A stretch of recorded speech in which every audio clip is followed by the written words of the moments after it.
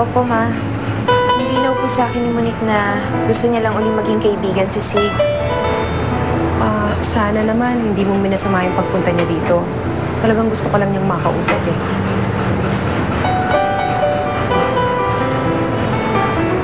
Ayos lang po. Mabuti na rin po yun. Kahit papano, mas naintindihan ko siya kung bakit niya gusto mapalapit ulit kay Sig. Mabuti naman kung gano'n. So, ibig sabihin ba niyan, babalik na siya ng trabaho?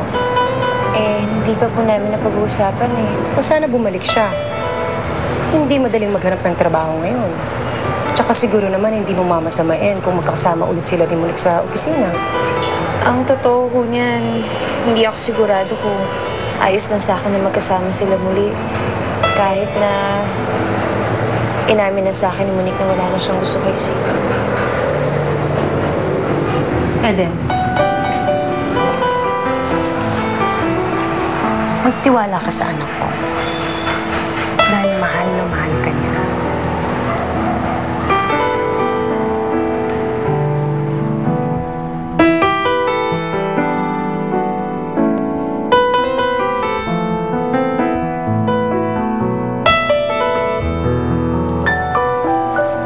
Ano na naman iniisip ng asawa ko?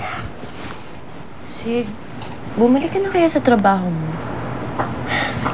Alam mo, hanggat nandun si Monique, alam kong magkakaproblema at magkakaproblema tayo, Eden. Ayoko bigyan ka ng sama ng loob. Pwede naman ako maghanap ng ibang trabaho eh. Pero hindi naman ganun kadali yun. Diba napagdaanan na natin yung dati? Alam mo, nakita ko kung gaano ka naghirap sa paghahanap ng trabaho. Tsaka sayang naman kasi kung bibitawan mo. Ulitin ko. Mas gugustuhin ko give up yon kaysa makita ka na sasaktan. Pero nag-ayos na kami ni Monique. At saka ayos na rin sa akin kung magkatrabaho kayo. Sigurado ka ba dyan? Aaminin ko, nag-aalangan pa rin ako pero tama kasi si mama mo eh. Kailangan ko lang magtiwala ako sa'yo. Kaya simula ngayon, pinapangako ko sa'yo na hindi na ako magsiselos kay Monique. Talaga? Basta huwag mo ako bibigyan ng dahilan para pagsilosan siya. Siyempre naman. At sana ikaw din. Sana huwag mo bigyan ng dahilan para pagsilosan si Amin. Layuan mo na siya. Please? Please?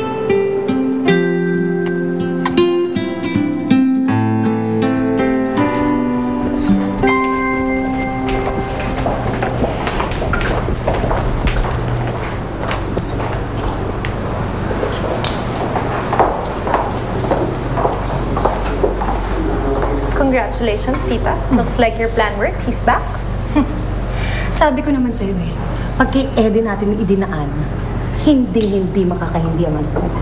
Kakabisi talaga yung babae. Ang lakas ng control ko, Sig. Alam mong hindi totoo yan. Dahil tayo ang nagpaplano ng lahat ng ito. So cheer up. Dahil tayo pa rin ang panalo. Hindi ang hampas lupang yun.